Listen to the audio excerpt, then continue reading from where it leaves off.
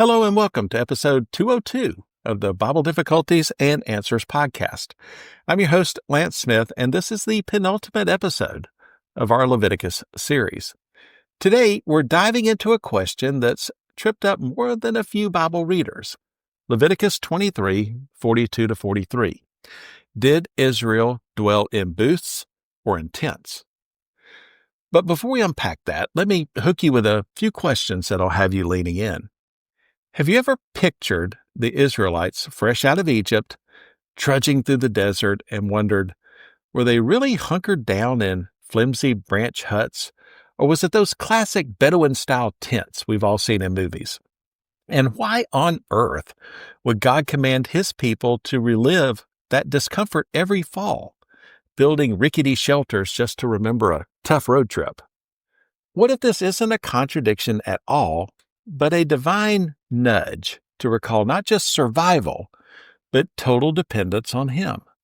It's kind of like looking at an old family photo from when times were lean. Today you've got a roof, a job, a pantry with food, but that faded picture of Grandpa's little two-room starter house tells the real story of where your family came from. Sukkot is God saying, don't lose that picture. Stick with me, friends. We're about to find out. From the Big Book of Bible Difficulties, here's the problem laid out plain. They write this: Here the people of Israel are told to dwell in booths. But earlier, in Exodus 16:16, it speaks of everyone being in his tent. On the surface, it feels like the Bible's contradicting itself. One verse, booths, the next, tents. But hold on, because the solution from that same Big Book of Bible Difficulties clears the air beautifully. They write, since the people moved throughout the wilderness for 40 years, their homes were tents. However, the Leviticus passage does not speak of their homes in the wilderness, but about later instructions for celebrating the Feast of Tabernacles, booths, in Jerusalem. Since it was only for a week, they were instructed to make temporary booths in which to live while at the feasts. There was, after all, no Holiday Inn in Jerusalem at the time.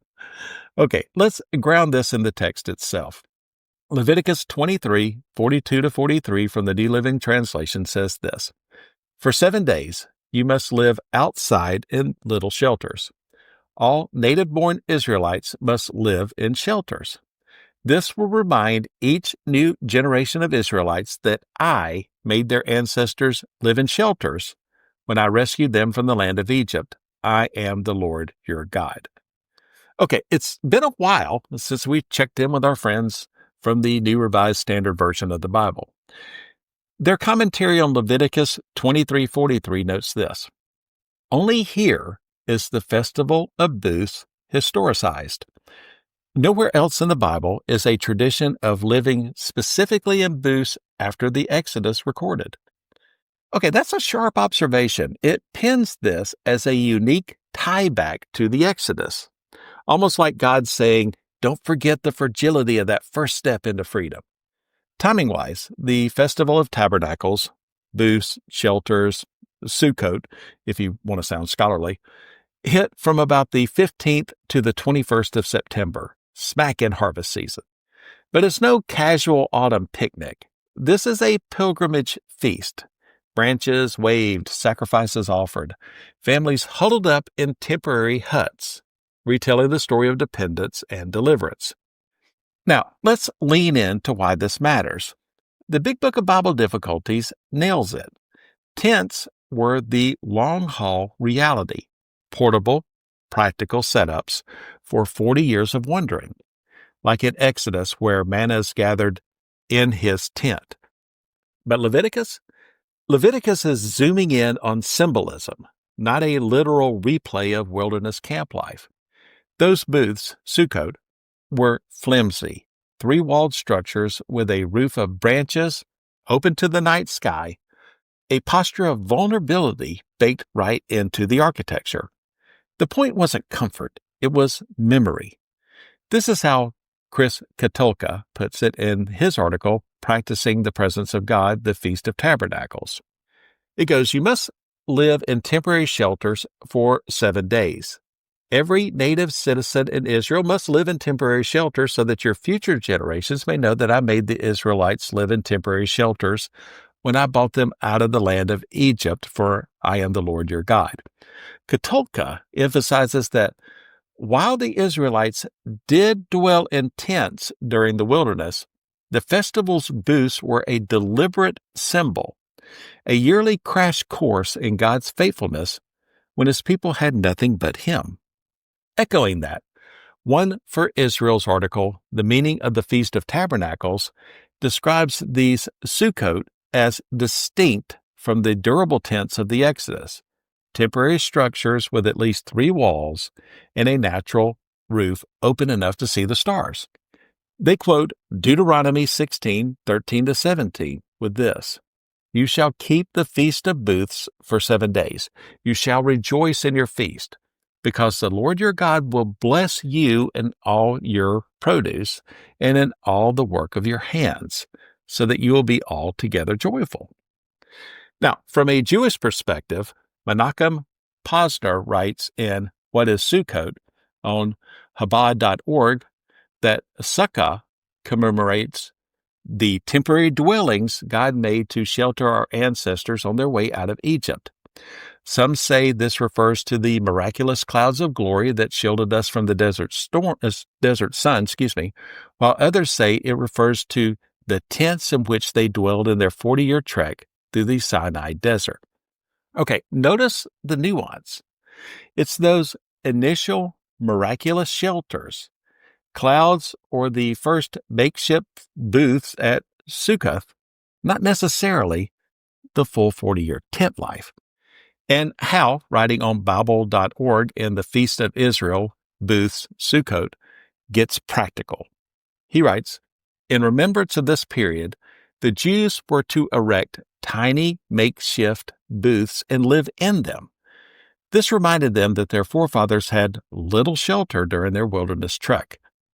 For a deeper dive, Project Muse's chapter, A History of Sukkot in the Second Temple and Rabbinic Periods, highlights how the ritual was revived after the exile.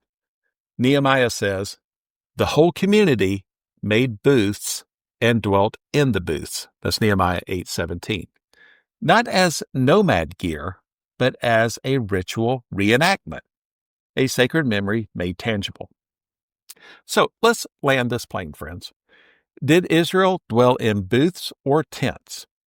The answer is yes, but in different contexts. Tents were the everyday reality of 40 years of wandering. Booths were the symbolic reenactment commanded in Leviticus, pointing not to the long slog of wilderness travel, but to the fragile beginnings, that raw moment after God broke the chains of Egypt and said, "Trust me." It's a bit like reenacting the first night you brought your newborn home, not because you want to relive the exhaustion, but because remembering the fragility makes you grateful for the growth that came after. The booth is that first night, fragile, temporary, unforgettable.